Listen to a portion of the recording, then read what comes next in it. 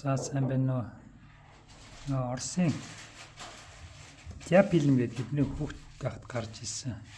Би нэг 5-6 настайд ажиллав. Сургууль бараг ороогүй байсан байна. Тэгтэл тийм манай сургуулийн биологийн багш том хүмүүст оройн юу? Оройч одоо юу гэдэг юм? Тийм лекц уншдаг байсан. Бүр манай сумын хөлөвт лекц уншдаг.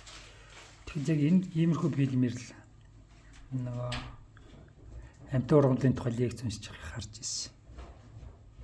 Дотор нь юм слайд юмнууд хийгээд.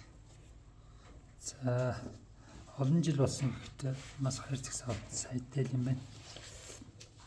Ичүүд 2S гэдэг. За энэ 83 оны 1 сар гэдэг. Энэ савсан үнийг гар өсөх. За энэ болохоор савн. Энэ дотроо бол пилмэ хийдэг юм байна да. Энийг би гаргаж үзээгөө.